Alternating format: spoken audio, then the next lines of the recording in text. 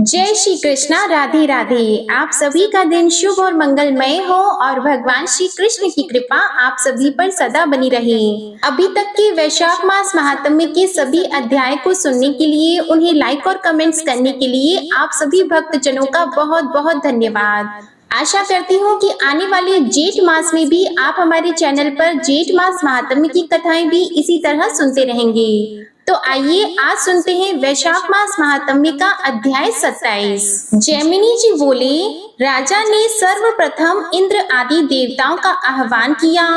छहों अंग, पद और क्रम सहित चारों वेदों के विद्वान, सहस्त्रों ऋषियों और ब्राह्मणों को निमंत्रित किया, जो यज्ञ विद्या में कुशल और मीमांसा शास्त्र में परिनिष्ठित थे। सदाचारी, शुद्ध, कुलीन एवं सत्यवादी वैष्णवों को भी आदर पूर्वक निमंत्रित किया गया।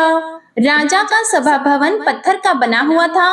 उसकी ऊंचाई बहुत थी और वह चूने से लेपा गया था। उसका विस्तार 2 कोस का था। उसमें नीचे की भूमि कहीं रत्नों से मढ़ी गई थी, कहीं सोने से, कहीं स्फटिक मणि से तथा कहीं चांदी से।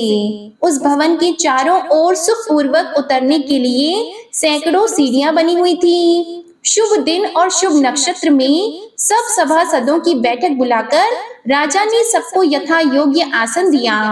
जब सब लोग यथा योग्य स्थान पर सुखपूर्वक बैठ गए, तब राजा ने अपने पुरोहित के साथ उपस्थित होकर देवताओं, ऋषियों तथा राजाओं के बीच में रत्न सिंहासन पर बैठे हुए शचीपति इंद्र का दिव्य माला, चंदन, वस्त्र और आसन आदि के द्वारा सबसे पहले पूजन किया। इसके बाद वैष्णवों की पूजा हुई। फिर नारद और पुरोहित सहित उन्होंने इंद्र से कहा, हे देवेश्वर, मैं अश्वमेध यज्ञ के द्वारा यज्ञ पुरुष भगवान श्री विष्णु का पूजन करूंगा। आप इसके लिए मुझे आज्ञा दें और जब तक सहस्त्र यज्ञ पूर्ण न हो जाएं, तब तक देवताओं सहित आप इस सभा भवन में निवास करें। आपने पहले यहाँ जिन शरीरधारी नील माधव का दर्शन किया है, वे बालुका राशि में छिप गए हैं। उनके पुनः प्रकाश में आने पर आप लोगों का भी कल्याण होगा, इसलिए मेरा सारा प्रयत्न है। राजा के इस प्रकार सूचित करने पर इंद्र आदि देवताओं ने कहा, इंद्रद्युमन, तुम सचमुच महात्मा हो। तुमने इस पृथ्वी पर सत्य व्रत का पालन किया है। हमने पहले से ही तुम्हारे भविष्य कार्यक्रम को जान लिया है। तुम्हारा यह कार्य तीनों लोगों को पवित्र करने वाला है। हम इसमें तुम्हारे सहायक होंगे। तुम भक्त वत्सल भगवान विष्णु का सहस्त्र अश्वमेध यज्ञों द्वारा सुखपूर्वक पूजन करो। इसके बाद राजा ने यज्ञ के आरंभ के लिए भगवान का पूजन किया। भगवान विष्णु को सभा भवन में इष्ट देव के स्थान पर बिठाकर राजा अपनी पत्नी के साथ निश्चित लग्न की प्रतीक्षा करने लगे। स्वस्ति वाचन हो जाने पर पुण्य वाचन और आभ्युदय श्राद्ध संपन्न किया। उसके बाद सब सामग्री लेकर राजा ने ऋत्विजों का वरण किया। वरण हो जाने पर उन्होंने सपत्नीक राजा को यज्ञ की दीक्षा दी। वेदी का संस्कार करके उस पर प्रज्वलित आहवनीय अग्नि की स्थापना की गई। वह अग्नि साक्षात भगवान विष्णु का तेज है। फिर प्रोक्षण और अभिमंत्रण करके उत्तम लक्षणों वाले अश्व को छोड़ा गया।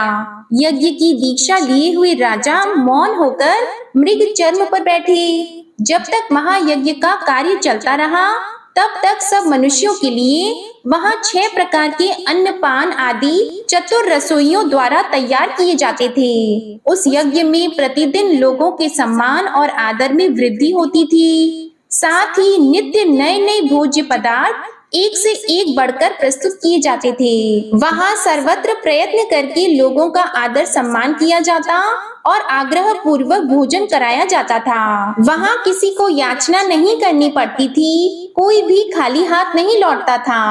महाराज के महल सब मनुष्यों के लिए अपने घर के समान हो गए थे। भगवान विष्णु की प्रसन्नता के लिए किए जाने वाले उस यज्ञ में यज्ञ अनुष्ठान में कुशल तथा सदाचार विभूषित विद्वान कार्य करते थे। अगंध्या धान से लेकर अवभृत प्रचार तक सब कार्य एक एक कर और विधि के अनुसार संपन्न हुए। कोई भी मंत्र कभी स्वर और वर्ण से हीन नहीं होने पाया। विधि के विधायक महर्षि ही वहाँ यज्ञ कर्म के अधिष्ठाता थे। अतः कर्म में कहीं कोई त्रुटि नहीं होने पाती थी। वहाँ सप्त ऋषि याज्ञवल्क्य आदि मुनि जो गुण दोष का विभाग करने वाले हैं, यज्ञ के दिव्य सदस्य, यज्ञ के साक्षी और यज्ञ कर्म कराने वाले थे, उन्हीं का ऋत्विजों के रूप में वर्ण कराया गया था। यज्ञ में सम्मिलित हुए मुनि लोग परस्पर कथा वार्ता के प्रसंग में वैदिक वाको वाक्य सूक्त तथा गुह्य उपनिषद की चर्चा करते थे। सब पापों का नाश करने वाले भगवत चरित्रों की कथा वहाँ सभा में हुआ करती थी। राजा इंद्रद्युम्न के यज्ञ में सब देवता प्रत्यक्ष होकर हविष्य ग्रहण करते थे और वह यज्ञ तीनों लोकों को प्रसन्न करने वाला था। इस प्रकार क्रमशः विधि पूर्वक चलने वाला वह अश्वमेध यज्ञ 999 की संख्या तक पहुंच गया। जब अंतिम यज्ञ होने लगा तब राजा इंद्रद्युम्न प्रतिदिन दिव्य अवस्था को प्राप्त होने लगे। सोमरस निकालने के दिन से 7 दिन के बाद जो रात्रि आई, उसके चौथे पहर में राजा इंद्रद्युम्न ने अविनाशी भगवान विष्णु का ध्यान किया। उस ध्यान में उन्होंने स्फटिक मणिमय श्वेत द्वीप को प्रत्यक्ष हुआ सा देखा। उसके चारों ओर क्षीर समुद्र लहरा रहा था। उस श्वेत द्वीप के मध्य भाग में दिव्य मणियों का बना हुआ एक उत्तम मंडप दिखाई दिया। उसके भीतर प्रकाशमान रत्न सिंहासन सुशोभित था। उस रत्न सिंहासन पर मध्य भाग में शंख चक्र गदाधारी भगवान श्री विष्णु का दर्शन हुआ। उनके श्री अंगों की कांति नील मेघ के समान श्याम थी। वे वनमाला से विभूषित थे।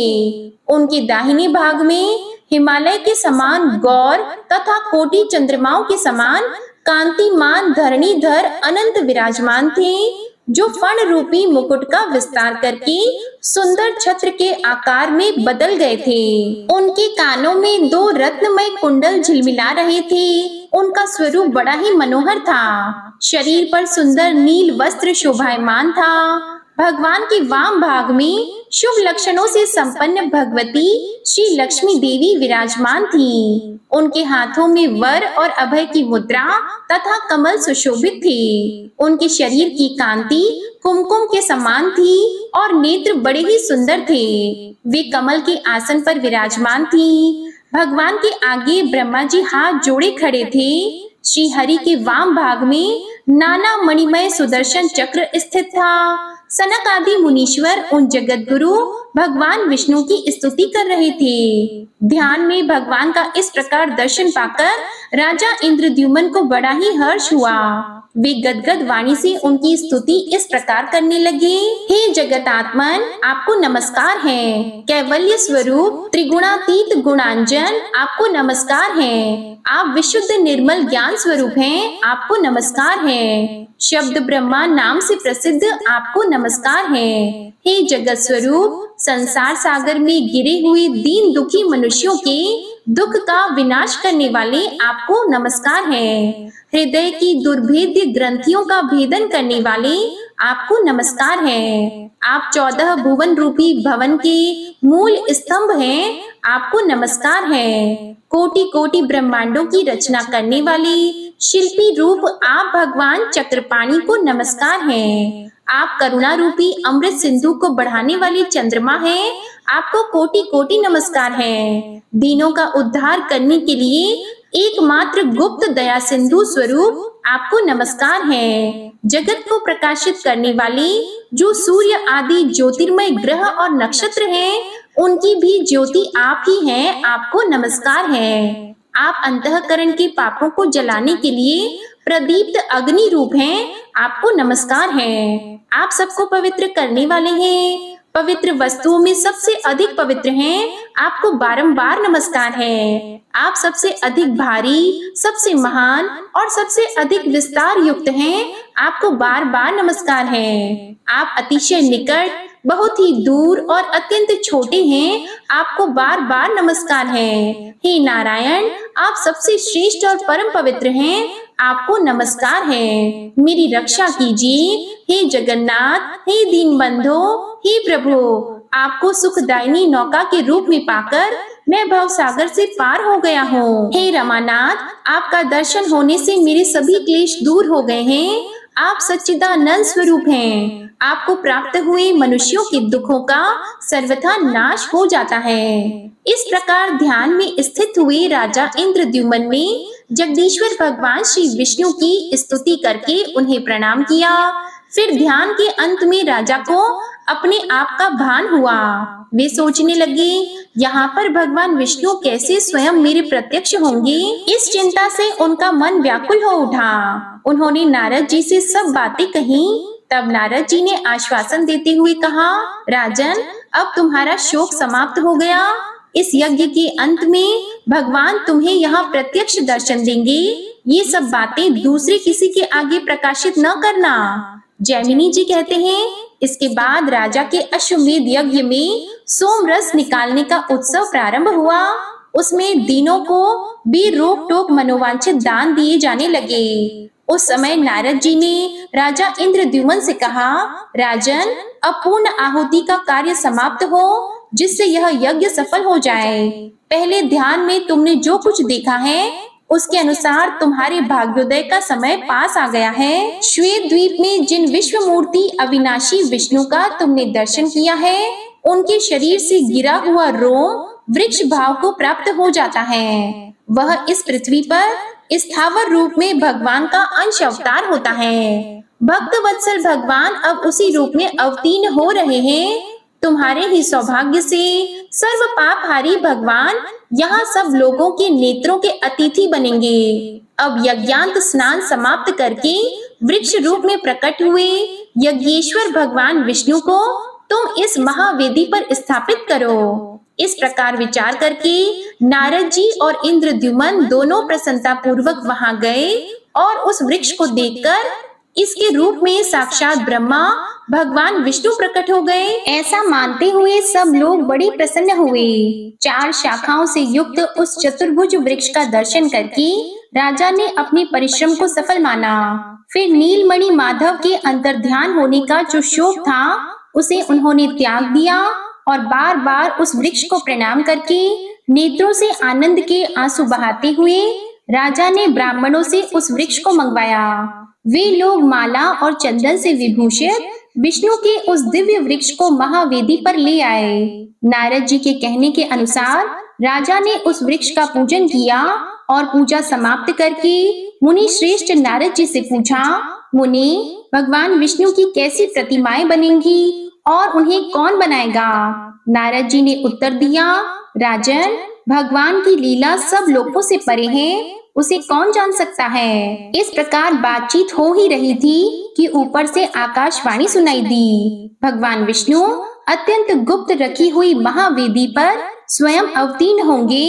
15 दिनों तक इसे ढक दिया जाए। हाथ में हथियार लेकर उपस्थित हुआ जो यह बूढ़ा बढ़ई है, इसे भीतर प्रवेश कराकर सब लोग यत्न पूर्वक दरवाजा बंद कर लें। जब तक मूर्तियों की रचना हो तब तक बाहर बाजे बजते रहें, क्योंकि रचना का शब्द कान में पड़ने पर वह बहरा बना देने वाला है। कोई भी भीतर प्रवेश न करे और न कभी देखने की चेष्टा करे, क्योंकि वहाँ काम करने वाले के अलावा जो भी देखेगा उसके दोनों नेत्र अंधे हो जाएंगे। इसके बाद जो कुछ भी आकाशवाणी ने कहा, इसका वर्णन आप अगले अध्याय में सुनेंगे। अब आप सुनिए विष्णु चालीसा का पाठ। विष्णु सुनिए विनय सेवक की चितलाए, कीरत कुछ वर्णन करो दीजिए ज्ञान बताए। नमो विष्णु भगवान खरारी, कष्ट नशावन अखिल बिहारी। प्रबल जगत में शक्ति तुम्हारी, त्रिभुवन फैल रही उजियारी। सुंदर रूप मनोहर सूरत, सरल स्वभाव मोहनी मूरत। तन पर पीतांबर अति सोहत, बैजंती माला मन मोहत। शंख चक्र कर गदा विराजे, देखत दैत्य असुर दल भाजे। सत्य धर्म मद लोभन गाजे, काम क्रोध मद लोभ न छाजे। संत भक्त सज्जन मन रंजन, दनुज असुर दुष्टन दल गंजन। सुख उपजाय कष्ट सब भंजन, दोष मिटाय करत जन सज्जन। पाप काट भव सिंधु उतारण, कष्ट नाश कर भक्त उबारण। करत अनेक रूप प्रभु धारण, केवल आप भक्ति के कारण।